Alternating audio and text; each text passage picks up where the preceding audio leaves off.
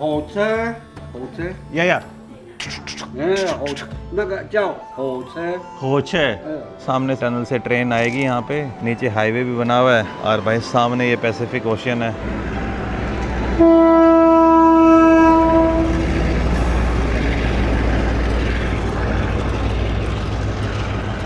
Taiwan की इकलौती train दिखी मुझे जिसके अंदर भाई एयर कंडीशन नहीं है। इसके अंदर खिड़कियां दे रखी हैं और लिटरली आप खिड़कियों से बाहर झांक सकते हो। तो उस ट्रेन के अंदर जो टूरिस्ट बैठे थे या फिर जो भी लोग बैठे थे वो बाहर हमें बाय बाय भी बोल रहे थे।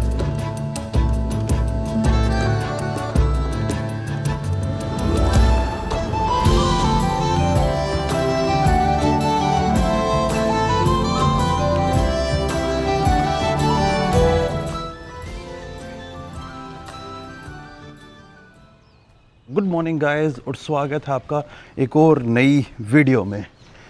तो भाइयों और बहनों, आज मेरा आखिरी दिन है यहाँ के ताइवान के जो गांव हैं इनके अंदर, और ख़ास करके इस जिनलुन गांव के अंदर। लेकिन यहाँ से निकलने से पहले दो जगह मेरी बची हुई थी जिनको मैंने घूमा नहीं था। आज वहीं पे जाने वाला हूँ, लेकिन वहाँ जाने से पहले भाई सबसे पहले खाना खाना पड़ेगा मुझे। एंड कैश मेरे पास अब ख़त्म हो चुका है। ताइवान की करेंसी $300-400 बचे होंगे, लगभग 1000-1200 के आसपास। तो मैं उनको खर्च नहीं कर सकता, तो अब मैं हर जगह मेरा जो क्रेडिट कार्ड है वही स्वाइप करने वाला हूँ। तो अब मैं यहाँ से जा रहा हूँ सीधा 7-Eleven में, और 7-Eleven में जो रेडी टू ईट मील होता है ना वो निकालूंगा और उसको खा के फिर 9:40 पे अगले गाँव के लिए बस आने वाली है, उधर जाऊँगा। यहाँ पे ना जो काफ़ी एल्डर लोग हैं ना उनके पास ये इस टाइप की छोटी सी ना गाड़ी, तुर्री गाड़ी मिलेगी भाई, इसी में लिए घूमते रहते हैं धूम मचाले टाइप। यहाँ पे जो हैंडीकैप हो गए या फिर क्या बोलेंगे एल्डर्स हो गए, इनको ध्यान में रख के काफ़ी चीज़ें ठीक की हुई हैं। कई बसेस के अंदर भी बहुत सारी ऐसी बस हैं जो व्हील चेयर फ्रेंडली हैं, तो इसके ऊपर अच्छा खासा फोकस किया है यहाँ की गवर्नमेंट और यहाँ के लोगों ने। तो ये छोटी सी गाड़ी लेके वैसे घूमते रहते हैं अपने। आई थिंक यहाँ पे सीवरेज का काम चल रहा है, पता नहीं किसका काम चल रहा है।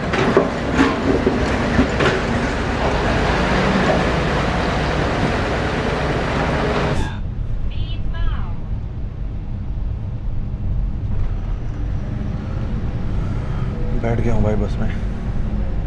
पहले तो अरे उधर आके जाके समझाता हूँ मैं। बस के अंदर यहाँ पे लोग इतनी बातें करते नहीं हैं।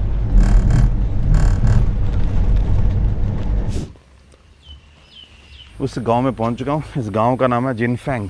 5-6 किलोमीटर दूर था जिनलुन से। बात क्या हुई यार, बस मेरे को सामने दिख गई, और यहाँ पे ना बसेस थोड़ी लेट ही आती है। लेट इन द सेंस कि टाइम टेबल तो है, लेकिन वो टाइम टेबल में ना गैप अच्छा खासा है। तो मैंने सोचा खाने वाला सीन बाद में देख लेंगे, पहले इस गाँव को घूम के फिर वापस अभी मुझे जिनलुन ही जाना है, तो तब मैं ब्रेकफास्ट कर लूँगा। नी हाँ, जावा जावा।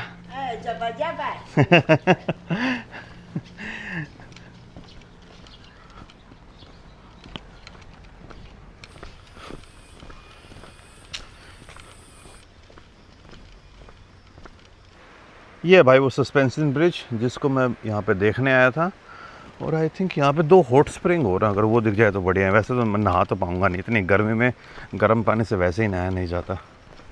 रात के टाइम पे यहाँ पे मौसम ठीक हो जाता है भाई, लेकिन सुबह होते ही भाई एक तो हुमस, और ऊपर से है ना धूप भी यहाँ पे कुछ ज़्यादा ही। एक तो क्लीन एयर है ना, तो धूप इतनी ज़्यादा दिक्कत देती है, यहाँ पर चुभती है भाई मस्त वाली।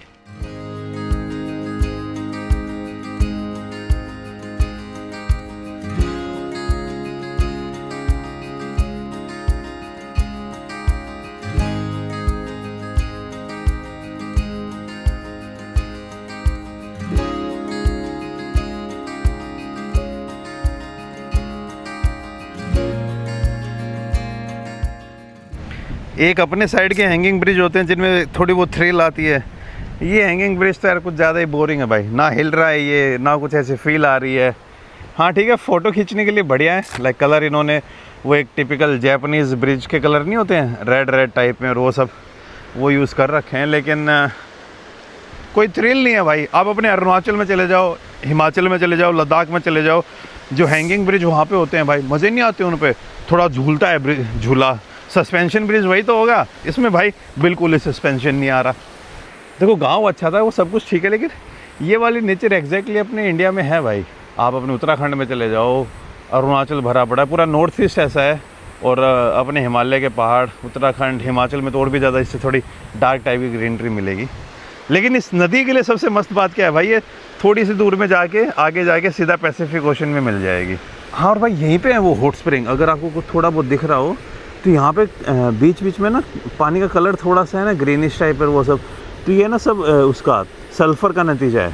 नीचे से जो धरती की जियोथर्मल एनर्जी निकलती है वो पानी के साथ मिक्सअप होती है और वहाँ पे फिर पानी गर्म रहता है और ये साइड साइड में फिर सल्फ़र जम जाती है। एक हॉट स्प्रिंग इधर है, 3-4 आगे हैं, बिल्कुल नदी के पास पास ही हैं। एंड इवन जिस गेस्ट हाउस में मैं रुका हुआ हूँ भाई, उन आंटी के पास भी हॉट स्प्रिंग है। आंटी ने मस्त बिजनेस बना रखा है उसका। $100 चार्ज करती हैं नहाने के लिए, ज़्यादा महंगा तो नहीं है यार, 300 रुपये। और आप भाई हॉट स्प्रिंग में आंटी फिर सब कुछ आपको टॉवल देती है, सब कुछ चीज़ें अरेंज करके देती है। लेकिन आंटी ने अच्छा काम कर रखा है।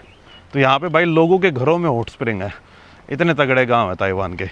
आंटी के पास सर्टिफिकेट भी है भाई कि मेरा जो ये हॉट स्प्रिंग है ना, ये ओरिजिनल हॉट स्प्रिंग है। मैं ठीक है आंटी जी, बढ़िया आपका ओरिजिनल हॉट स्प्रिंग। भाई अभी पीछे है ना जो ये आप देख रहे हो, ये एक रिजॉर्ट है और यहाँ की जो ओनर थी उन्होंने मुझे यहाँ पे बुलाया और बता रही थी कि हॉट स्प्रिंग के बारे में। मैं मन में सोच रहा मैम मैं आपका पोटेंशियल कस्टमर नहीं हूँ, मैं पहली बार तो आज अभी निकल रहा हूँ और मेरे को जल्दी यहाँ से निकलने की, लेकिन फिर भी अपनी जगह को दिखा रही थी मैं। सही है भाई। अभी जिस गांव में हूँ और ये जिनफेंग, जिनलुन, ये जितने भी गांव है ना भाई, लगभग गांव में भाई आपको है ना हॉट स्प्रिंग जगह जगह से निकलते हुए मिल जाएंगे। नदी के पास तो और ज़्यादा है, लेकिन वैसे भी जिनके घर में मैं रुका हुआ हूँ उनके पास भी हॉट स्प्रिंग है। और हर तीसरे घर में या हर चौथे घर में आपको इस तरीके से जिनलुन और जिनफांग के अंदर हॉट स्प्रिंग मिल जाएंगे। तो ये एरिया हॉट स्प्रिंग के लिए काफ़ी फेमस है। तो इसी कारण से भाई आगे जाके आप देखो इस टाइप में फॉरेस्ट आ जाता है, जंगल से आ जाते हैं, तो काफ़ी लोग यहाँ पे मेडिटेशन करने भी आते हैं, क्योंकि आगे फिर रिजर्व फॉरेस्ट है, वहाँ पे फिर आप पेड़ वेड़ काट नहीं सकते। शांति अच्छी खासी है भाई इस एरिया में, ये बात माननी पड़ेगी सच में। भाई अभी है ना मैं बस का वेट कर रहा हूँ, बस आएगी यहाँ पे लगभग 11 बजे के आसपास। तो अब मेरे पास कुछ भी नहीं है। यहाँ पे एक अंकल जी आ रखे हैं, उन्होंने मुझे बोला कि यहाँ पे आके बैठ जाओ, तो इन अंकल के साथ थोड़ी बहुत बातें कर रहा था। लेकिन भाई उसके अलावा अब 1 घंटे तक शिष्या शिष्या हाँ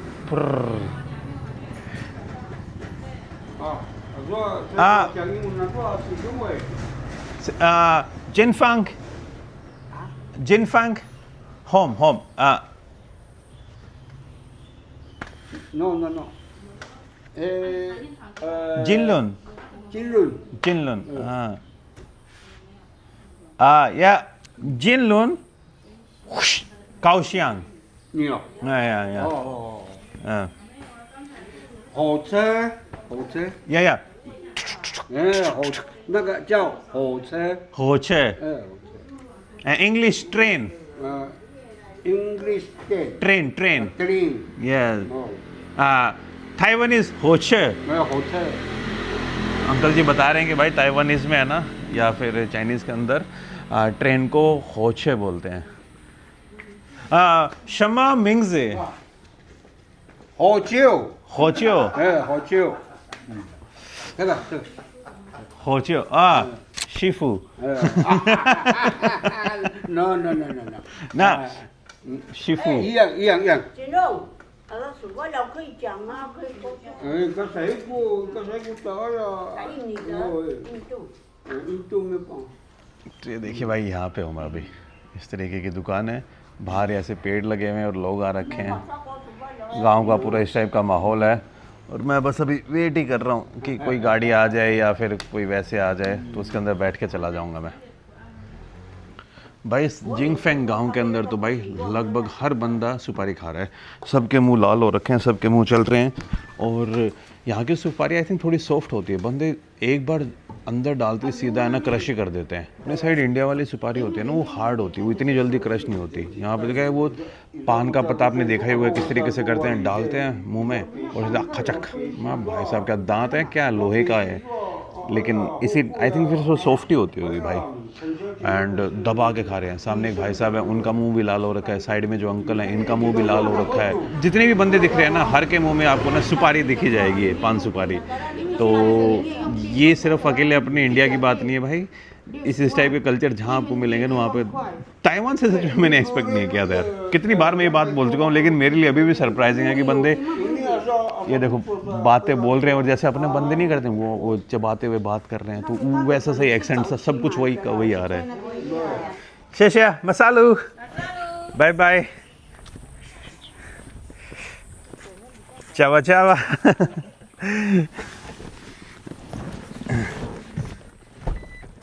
तो भाई यहाँ पे भी मैंने हिच हाइकिंग कर ही ली अंकल के साथ। ये अंकल अब मुझे जिनलुन छोड़ देंगे। मसालो अंकल। हाँ हाँ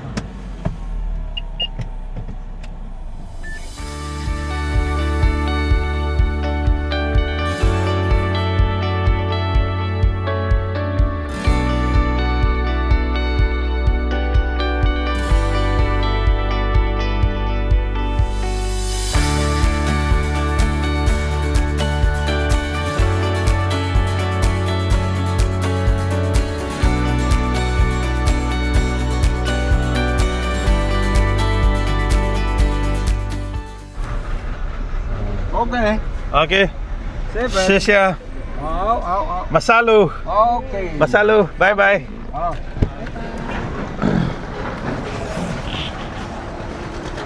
बाय बाय। ये भाई वो अंकल जी थे, अंकल जी ने मुझे यहाँ पे 7-Eleven के सामने छोड़ दिया है। अब मैं पहले ब्रेकफास्ट करूँगा और उसके बाद फिर आप लोगों से बात करूँगा। नहीं हाँ भूख लगी है मस्त वाली। अभी मैं आपको दिखाऊंगा कि नॉर्मली अब आजकल मैं यहाँ पे खाता क्या क्या हूँ। फैमिली मार्ट में ज़्यादा मैं खाता हूँ क्योंकि जो मेरे को चाहिए होता है वो वहाँ पे सही मिल जाता है। वैसे अब यहाँ पे खाने वाला हूँ। ये देखिए ये थाई ग्रीन चिकन करी, इसको गर्म करवाऊँगा और फिर साथ में ले लूँगा ये चिकन कहाँ गया, एक ये चिकन है स्पाइसी वाला, ये ले लूँगा। दो हो गई चीज़, प्रोटीन हो गई और वैसे हो गया। और यहाँ पे योगर्ट भी ठीक ठाक मिल जाता है, लेकिन अभी योगर्ट खाने का मन नहीं है मेरा। तो आपको दिखाता हूँ। एक ये जैपनीज़ मोची माची जो भी है। फिर ये साथ में जो करी ली थी ये गरम करवा ली मैंने, और साथ में जो चिकन भी लिया था ये भी गरम करवा लिया मैंने। एंड इसी तरीके से भाई मैं खाना खा रहा हूँ। पिछले कई बार अगर मेरा वो रेस्टोरेंट में खाने का मन नहीं करता तो इस तरीके से रेस्टोरेंट वाले खाने में यार पता नहीं, ताइवान के खाने मेरे को उतना जैसा मैं स्वाद एक्सपेक्ट करके आया था ना वैसा नहीं लगा मुझे। ये जो 7-Eleven वाला खाना है ना या फिर फैमिली मार्ट वाला, इसमें स्वाद अच्छा खासा आ जाता है। हाँ ये थोड़ा प्लास्टिक ही ज़्यादा है और इसके अंदर सोडियम और उसके लेवल थोड़े ज़्यादा होंगे, तो प्रिजर्वेटिव्स भी कंफर्म होंगी, लेकिन क्या करें यार, इतने दिन के लिए कोई दिक्कत नहीं होती है। तो दिस इज़ माई फूड। ये नीचे चावल है। तो बस भाई अभी एक बार ब्रेकफास्ट कर लेता हूँ, फिर मिलता हूँ आप लोगों से। भाई खाना मेरा हो गया 7-Eleven में, और अब जाके मुझे जो एक और गांव है उसकी तरफ जाना है। एंड उसके बाद भाई मैं यहाँ से फिर निकल जाऊँगा। वहाँ पे जाके पहली बार मैं ताइवान के अंदर ड्रोन फ्लाई भी करने वाला हूँ। अभी जो बस का टाइम है ना, नॉर्मली कंट्रीज़ में क्या है कि जो गूगल मैप्स है इसके ऊपर आपको बस के टाइमिंग, मेट्रो का टाइमिंग, ट्रेन का टाइमिंग ढंग से दिख जाता है। लेकिन लगभग कंट्रीज़ के अंदर उनकी खुद की एक एप्लीकेशन भी होती है। जैसे अगर आप मुंबई में देखोगे तो गूगल मैप्स के ऊपर आपको लोकल का टाइम मिल जाएगा, लेकिन मुंबई के लिए एम इंडिकेटर है ना आई थिंक, जिसके ऊपर सारी लोकल्स के बारे में, बसेस के बारे में इन्फॉर्मेशन मिलती है। वहीं अगर आप यहाँ पे ताइवान के अंदर देखोगे, ताइवान पूरी कंट्री के लिए एक डेडिकेटेड एप्लीकेशन, वो उसका नाम चाइनीज़ में नाम, ये वाली एप्लीकेशन बता रहा हूँ मैं। तो ये इस एप्लीकेशन के ऊपर आपको ढंग से दिखा भी देता है कि भाई बस कहाँ पहुँची, कहाँ नहीं पहुँची, कहाँ से आपको कौन सा रूट मिल जाएगा, इस बस स्टेशन से कौन कौन सी बस जा रही है। तो इस मामले में बड़ा सही है। अभी जो अगली जगह पर मुझे जाना है, गांव का नाम है दाउलियन। इससे अगला ही गांव है, 10 मिनट का रास्ता है बस के थ्रू। वहाँ पर क्या है कि यार दोनों तरफ से है ना ट्रेन टनल के अंदर से निकलती है, और उधर कैफ़े बना रखे हैं बहुत प्यारे। तो बहुत प्यारा व्यू हो जाता है। जैसे यहाँ पे जिनलुन के अंदर सामने आपको ब्रिज दिखता है बड़े वाला, एंड उस ब्रिज के कारण जो उसका बीच का व्यू है या फिर ओशन का व्यू है ना, थोड़ा हैम्पर सा हो जाता है। लेकिन अभी जिस गाँव में जा रहा हूँ ना वहाँ पे व्यू बड़ा प्यारा आता है भाई। आ गई भाई, ये जो मिनी बस दिख रही है ना यही है भाई, वही इसके अंदर भी यही मेरा जो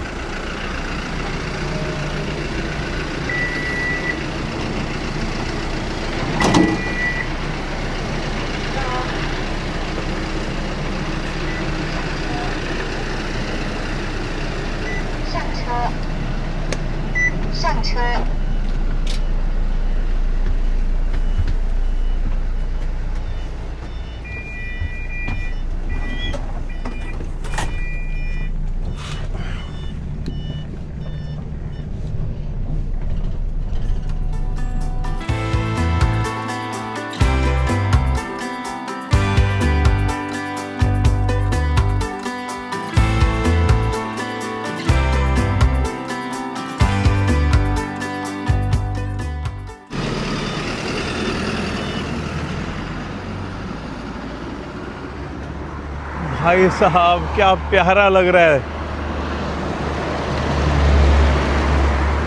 ये इधर स्प्रिंग वाटर आ रहा है। मैं अभी एक बार आपको उधर थोड़े पैसिफिक की तरफ लेके जाता हूँ और उसके बाद फिर यहाँ का जो रेलवे स्टेशन है ना उसकी तरफ जाएंगे।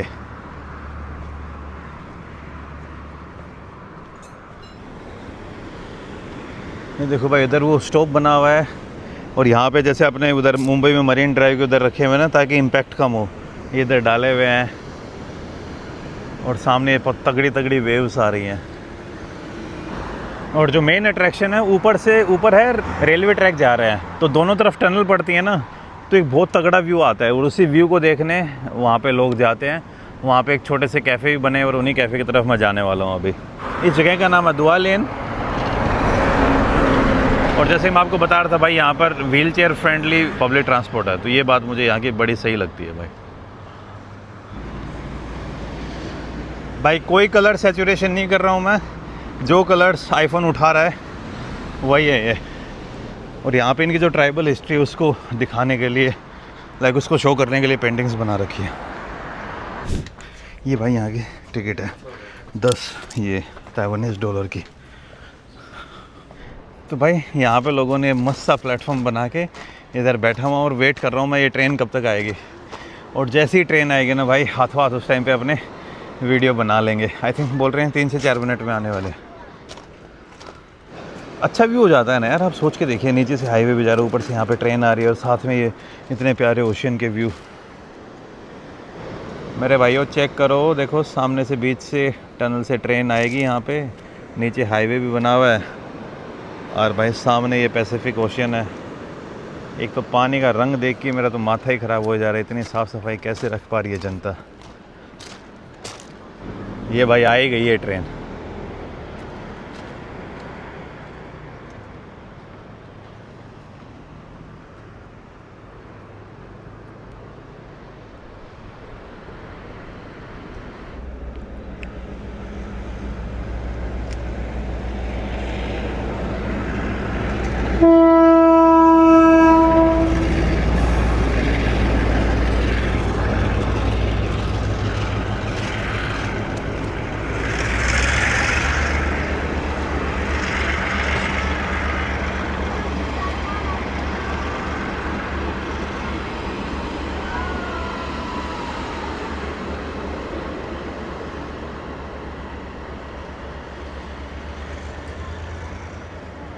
ताइवान की इकलौती ट्रेन दिखी मुझे जिसके अंदर भाई एयर कंडीशन नहीं है। इसके अंदर खिड़कियां दे रखी हैं और लिटरली आप खिड़कियों से बाहर झांक सकते हो। तो इस ट्रेन के अंदर जो टूरिस्ट बैठे थे या फिर जो भी लोग बैठे थे वो बाहर हमें बाय बाय भी बोल रहे थे।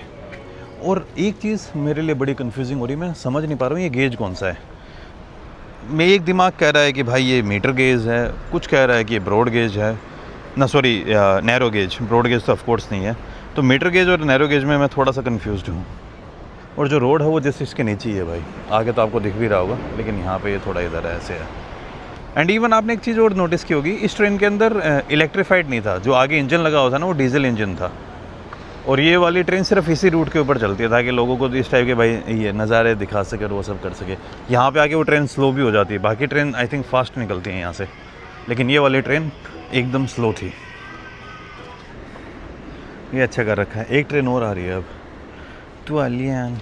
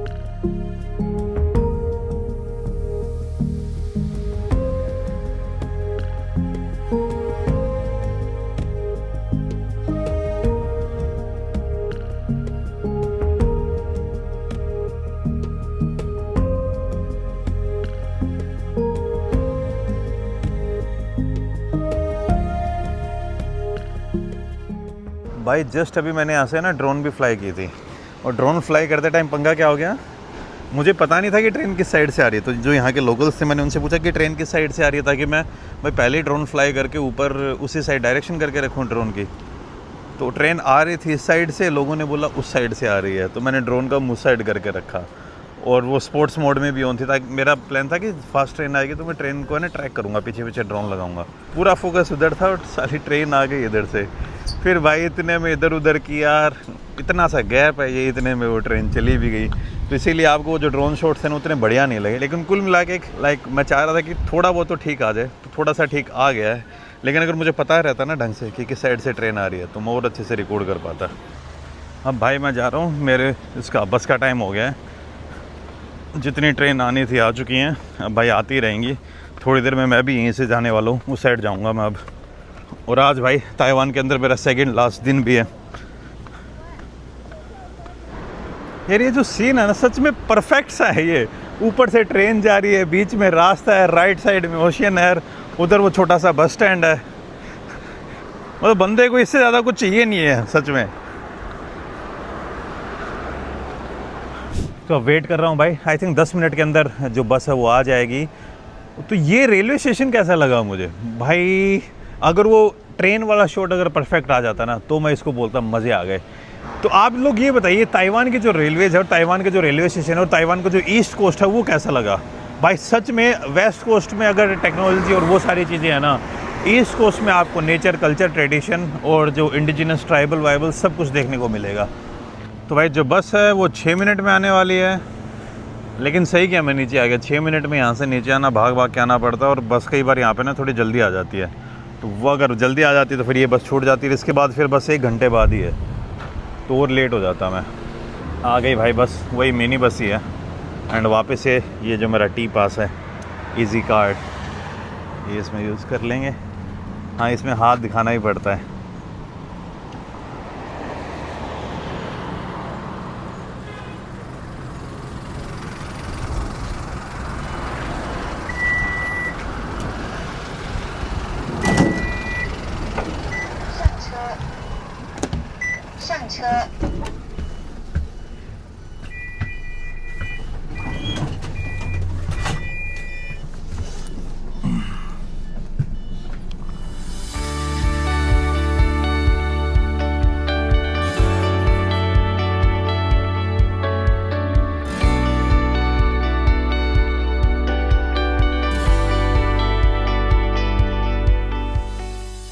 मसालो, थैंक यू।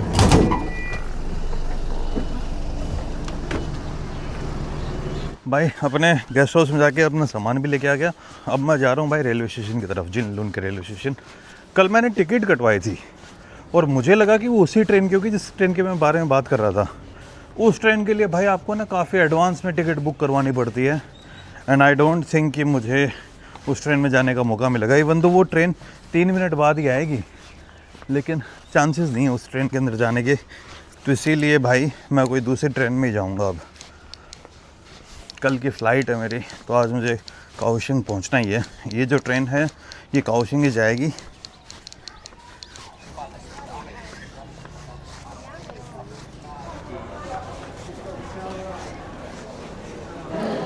भाई अभी इस टिकट का है ना, मैंने दूसरे वाला आगे वाली टिकट भी खरीद ली। तो ये स्लो एक्सप्रेस है, इसमें है ना लाइक रिज़र्व सीट होती हैं और स्लो लोकल भी जाने वाली थी, लेकिन अब क्या करें भाई, सेम ही सीट मिल गई है मुझे। मेरी कार 5 में सीट नंबर 25, कार 3 में सीट नंबर 25। प्लेटफॉर्म नंबर 1 पे जाना है भाई। जो मैं आपको बता रहा था ना वो वाली ट्रेन जिसकी मुझे लगा था कि मैंने टिकट करवा ली है, वो ट्रेन अभी यहीं पे खड़ी है। मैं आपको थोड़ा उस ट्रेन के बारे में दिखाई दूंगा, एटलीस्ट वहाँ पे जाके कुछ तो देखें। उस ट्रेन के अंदर ट्रैवल करने के लिए आपको अलग जगह बुकिंग करनी पड़ती है। वो कोई प्राइवेट कंपनी की ट्रेन है और वो टूरिस्टों के लिए ये खास करके हर जगह फिर वो धीरे धीरे चल के जाएगी। ये देखिए ताइवान की किसी भी ट्रेन के अंदर आपको इस तरीके से खुले डब्बे नहीं मिलेंगे, इसके अंदर है।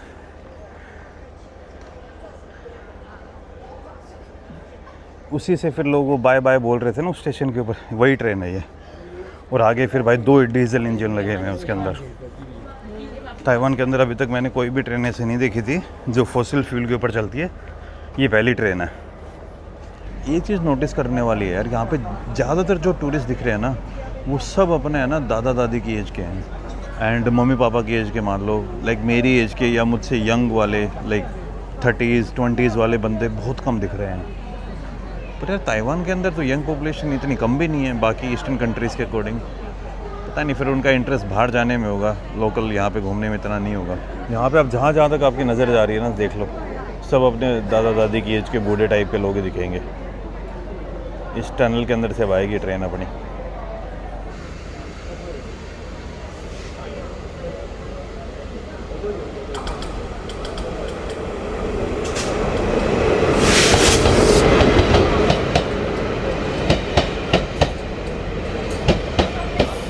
एकदम अपने इंडिया वाली फीलिंग नहीं दे रही है, सच्ची बताना थोड़ी सी। तो अभी मेरी है भाई सीट नंबर 25, कार नंबर 3, ये वाला डब्बा है मेरा, सीट नंबर 25। प्लीज़ यार विंडो हो और इस साइड हो, उस साइड सॉरी, हाँ वही है भाई, एकदम बढ़िया, शाबाश दीपांशु। 25 नंबर वो है मेरी। सही खेला कर दिया दीपांशु ने। ट्रेन लग तो रही है काफ़ी पुरानी, डब्बा सा है, लेकिन मेंटेन अच्छा कर रखा है और गेट भी ऑटोमेटेड है।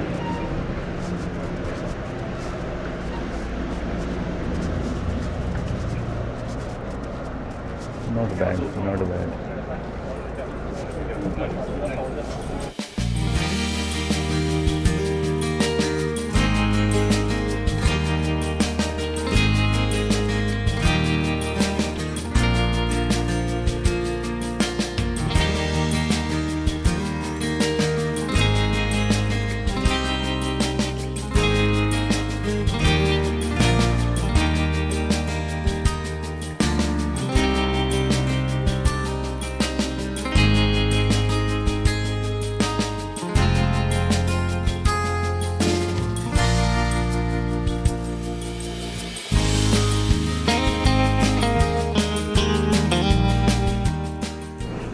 भाई पहुंच गए हैं काओशेंग। अब निकल रहा हूँ ट्रेन से मैं बाहर और यहाँ से मुझे मेट्रो लेके अपने हॉस्टल की तरफ जाना होगा। ये ट्रेन यहाँ से जाएगी ताओयिंग की तरफ, जो यहाँ का काओशेंग का वो है, बुलेट ट्रेन का रेलवे स्टेशन है, बुलेट ट्रेन का स्टेशन मान लीजिए आप। ये थी भाई मेरी ट्रेन, और ये जो रेलवे स्टेशन है अंडरग्राउंड रेलवे स्टेशन है। वैसे काओशेंग का रेलवे स्टेशन है ना बहुत प्यारा बना रखा है, बाहर जाके ना पूरा एक पार्क टाइप में है। ये इधर आप देखिए। अब यहाँ से मुझे देखना है कि जो MRT की टिकट्स है, MRT बोले तो यहाँ के मेट्रो में, छोटी सी कंट्री है भाई, छोटी सी कंट्री के अंदर बुलेट ट्रेन भी है। बुलेट ट्रेन की आप लेंथ देखोगे पूरे लाइक हाई स्पीड नेटवर्क तो 350 किलोमीटर का है HSR। फिर उसके बाद भाई जो ताइवान रेलवे जिस ट्रेन में मैं अभी आया, वो रेलवे नेटवर्क आप देखोगे तो छोटे से देश में लगभग 1200 किलोमीटर के आसपास का नेटवर्क है, और 3 से 4 सिटीज़ के अंदर आपको भाई मेट्रो मिल जाएगी। इतने बड़े लेवल पे खेल रहा है ताइवान। इतनी छोटी सी देश हो के भी भाई इनकी इकोनॉमी बड़ी तगड़ी है। ऐसा देश है भाई बेचारे को सिर्फ 12 देश रिकॉग्नाइज करते हैं। बड़े जितने भी देश हैं ना, G7 मान लो, G20 मान लो, उनमें से एक भी कंट्री नहीं जो ताइवान को रिकॉग्नाइज करती है। फिर भी इतने बड़े दम पे खेल रहे हैं लोग।